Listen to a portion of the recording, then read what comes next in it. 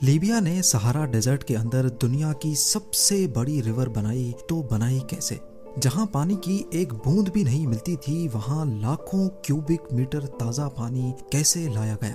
اس project کو 8th wonder of the world کا نام بھی دیا گیا تھا، لیکن پھر ایسا کیا ہوا جو آج اس کے بارے میں کوئی ڈسکس بھی نہیں کرنا چاہتا؟ زیم ٹی وی کی ویڈیوز میں ایک بار پھر سے خوش آمدید۔ ناظرین، نیچر نے پوری دنیا کو بے پناہ ریسورسز سے نوازا ہے، لیکن اس میں کوئی شک نہیں کہ یہ ریسورسز ایکولی ڈسٹریبیوٹ نہیں کیے گئے۔ پانی کی بات کی جائے تو بے شک دنیا کا 75% حصہ پانی ہے، لیکن یہ ہم استعمال نہیں کر سکتے۔ اس میں سے جو پانی استعمال کے قابل ہے یعنی فریش واٹر، وہ صرف 3% ہے۔ اس 3% میں سے بھی 2.5% گلیشیئرز، ایٹماسفیئر اور زمین کے اندر ہے، یعنی ہمارے استعمال کے قابل جو پانی پیچھے بچتا ہے وہ ہے صرف اور صرف 0.5%، اور یہ 0.5% پانی بھی دنیا میں ایکولی ڈسٹریبیوٹ نہیں ہے۔ کچھ کنٹریز تو ایسی ہیں جن کے پاس پینے تک کے لیے پانی نہیں بچتا۔ اب اس مسئلے کے بہت سارے سولیوشنز ہیں۔ کہیں پر سمندر کے پانی میں سے سالٹس نکال کر اس کو پینے کے قابل بنایا جاتا ہے، کہیں کلاؤڈ سیڈنگ یعنی آرٹیفیشل بارش کر کے پانی جمع کیا جاتا ہے، اور ساؤتھ افریقہ کے حالات تو اتنے خراب ہو گئے تھے کہ انہوں نے آل دا وے انٹارکٹیکا سے آئس برگ ٹو کر کے کیپ ٹاؤن تک لانے کا پلان بھی بنایا تھا۔ آج ہم ایک ایسے سولیوشن کے بارے میں بات کریں گے جس پر یقین لانا بہت ہی مشکل ہے۔ قریب 50 سال پہلے معمر غدافی نے لیبیا جیسی خشک کنٹری میں دنیا کی سب سے بڑی مین میڈ ریور بنانے کا نہ صرف اعلان کیا بلکہ یہ حقیقت میں پورا کر کے بھی دکھایا۔ لیبیا جس کو سیٹلائٹ میپ پہ بھی دیکھا جائے تو کہیں ہریالی کا ایک ڈاٹ بھی نظر نہیں آتا، جہاں بارش اتنی نایاب ہے کہ لوگ کئی سالوں تک بارش نہیں دیکھ پاتے۔ اس سچویشن میں لیبیا نے آخر یہ سب کیسے ممکن کر دکھایا؟ لیبیا کا 99% ایریا ریگستان سے بھرا ہوا ہے۔ یہاں پڑنے والی گرمی کا اندازہ تو آپ لگا ہی چکے ہوں گے۔ یہ گرمی اتنی شدید ہوتی ہے کہ اوپن ایئر میں پڑا پانی بھی فوراً ایوپریٹ ہو جاتا ہے، اور لگے ہاتھ لیبیا کے کئی حصوں میں 10 سالوں تک بارش کا نام و نشان بھی نہیں ہوتا۔ کروڈ آئل کے حساب سے لیبیا کے پاس یونائٹڈ اسٹیٹ سے بھی زیادہ آئل ریزروز ہیں، لیکن فریش واٹر کے معاملے میں یہاں ایک بھی نیچرل ریور نہیں ہے۔ 1950s میں جب لیبیا میں آئل ڈھونڈا جا رہا تھا تو یہاں آئل کے ساتھ ساتھ ایک بہت ہی نایاب خزانہ بھی ملا۔ جی ہاں، اور یہ خزانہ تھا پانی کا۔ سہارا جہاں لوگ پانی کو ترستے ہیں، اس کے نیچے 1.5 lakh cubic kilometre fresh water کسی خزانے سے کم نہیں تھا۔ یہ ایک طرح کا فاسل واٹر ہوتا ہے جس کو نوبین سینڈ سٹون ایکویفر کہا جاتا ہے۔ اندازہ لگایا جائے تو سہارا کے نیچے سے ملنے والا پانی اتنا زیادہ ہے کہ ہماری پوری دنیا اگر اس کو 40 سالوں تک بھی استعمال کرے پھر بھی وہ ختم نہیں ہوگا۔ اور سونے پہ سہاگا نیوبین واٹر سہارا کے ایسٹ میں پایا جاتا ہے، خاص طور پر جہاں آج لیبیا موجود ہے۔ اس وقت کے لیبین ڈکٹیٹر معمر غدافی یہ اپرچونٹی کسی بھی صورت مس نہیں کرنا چاہتے تھے۔ ان کا آئیڈیا تھا کہ کسی بھی طرح سے اگر یہ پانی نکال کر اس کو لیبیا کی تمام سٹیز تک پہنچا دیا جائے تو یہ لیبیا اور سہارا کی ہسٹری میں ایک بہت بڑا کارنامہ ہوگا۔ یہ پلان بنانا جتنا آسان تھا اتنا ہی کمپلیکیٹڈ اس کو انجام تک پہنچانا تھا، کیونکہ انیشیل ریسرچ سے معلوم پڑا کہ نیوبین واٹر لیبیا کے ساؤتھ میں پایا جاتا ہے، اور یہاں کی میجر سٹیز لیبیا کے نارتھ یعنی میڈیٹرینین کوسٹ پہ پائی جاتی ہیں۔ یہ فاصلہ ہرگز کم نہیں تھا، خاص طور پر ایک آرٹیفیشل ریور بنانے کے لیے۔ ایسٹیمیٹ لگوایا گیا تو معلوم پڑا کہ ہر سٹی تک پانی پہنچانے کے لیے ان کو 2820 کلومیٹرز لمبی ریور کھودنی پڑے گی۔ یہ فاصلہ اتنا ہی ہے جتنا دلی سے ممبئی یا پھر اسلام آباد سے کراچی تک کے 2 چکر لگائے جائیں۔ معمر غدافی کو جب یہ ایسٹیمیٹس بتائے گئے تو انہوں نے ہمت نہیں ہاری، پر ایک اور مسئلہ آ کھڑا ہوا۔ سہارا کی کڑکتی گرمی میں جہاں پانی فوراً ایوپریٹ ہو جاتا ہے، وہاں اتنی لمبی اوپن ایئر ریور کا مطلب تھا کہ شہروں تک پہنچنے سے پہلے ہی آدھے سے زیادہ پانی بھاپ بن کر اڑ جائے گا۔ اب اس مسئلے سے نمٹنے کا مطلب تھا کہ 2820 کلومیٹر لمبی ریور کو انڈر گراؤنڈ کرنا ہوگا۔ اس کام کے لیے بڑے بڑے پائپس کی ضرورت تھی۔ ایک ایک پائپ 13 فٹ موٹا، اس کا وزن 80 ٹن، اور ایسے 5 لاکھ پائپس بنائے جائیں گے تب جا کر 2820 کلومیٹر لمبی ریور بن پائے گی۔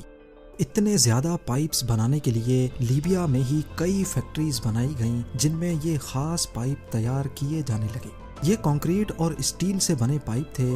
ایک ایک پائپ میں 8 کلومیٹر اسٹیل وائرز استعمال کی گئی تھی، یعنی اگر سارے پائپس میں یوز ہونے والی اسٹیل وائرز کو سیدھا بچھا دیا جائے تو وہ ارتھ کے گرد 100 مرتبہ چکر لگا سکتی ہیں۔ ہم بات کر رہے ہیں 1980s کی، جب ماس لیول پہ پائپس بننے کا کام اسٹارٹ ہو چکا تھا۔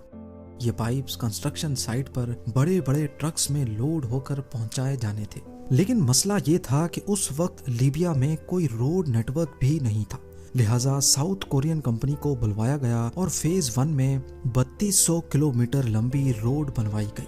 اس کے بعد کھدائی کا کام اسٹارٹ کیا گیا کیونکہ پائپس کو زمین کے 20 فٹ اندر تک جانا تھا۔ اس پورے پروجیکٹ میں قریب 3 ارب کیوبک فیٹ ریت اور پتھر کھودے گئے تھے۔ یہاں تک جتنا بھی کام ہوا تھا وہ اس میگا پروجیکٹ کا فیز 1 تھا، جس میں 5 ارب ڈالرز خرچ کیے گئے۔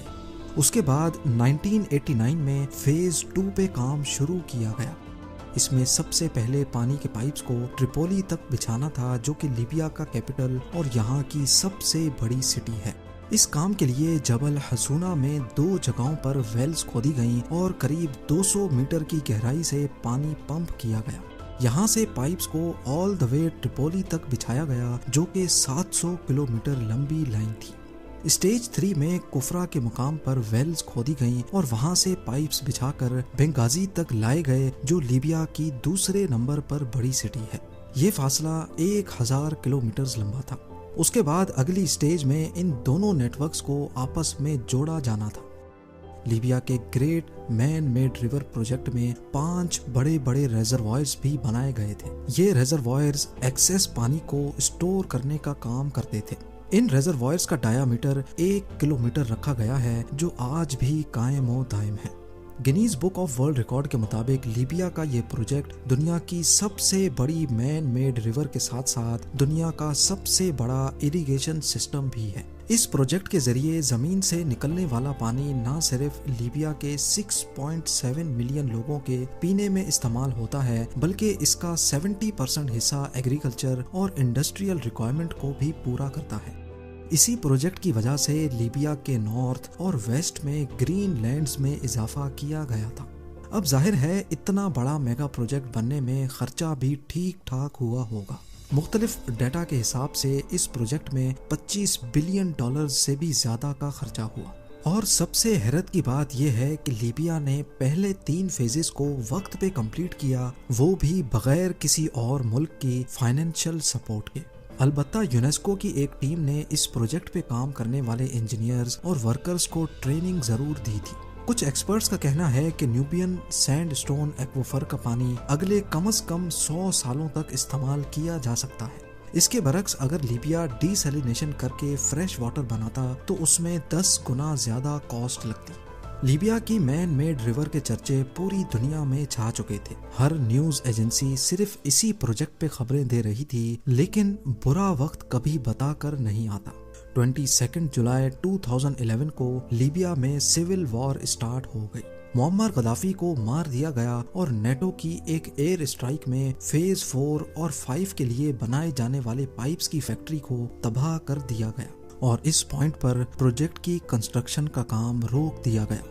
2014 سے 2020 تک ہونے والی سیکنڈ سول وار کے دوران پورے انفراسٹرکچر کو نظر انداز کر دیا گیا۔ پائپس کی مینٹیننس اور ریپیئر پہ بالکل بھی دھیان نہیں دیا جاتا تھا، جس کی وجہ سے کئی بار پانی کی سپلائی ڈسٹرب رہی۔ 10 اپریل 2020 کو لیبین کیپٹل ٹریپولی تک پانی پہنچانے والے اسٹیشن پہ چند ملیٹنٹس نے قبضہ کر کے اس کو بند کر دیا، اور آج لیبیا میں کنڈیشن یہ ہے کہ آلریڈی جو فیزز کمپلیٹ ہیں ان کو بھی صحیح سے مینٹین نہیں کیا جا رہا۔ نہ ہی ٹریپولی میں پانی بچا ہے اور نہ ہی بنگازی میں۔ اور بات کی جائے ریزروائرز کی تو وہ اب کافی حد تک خالی ہو چکے ہیں۔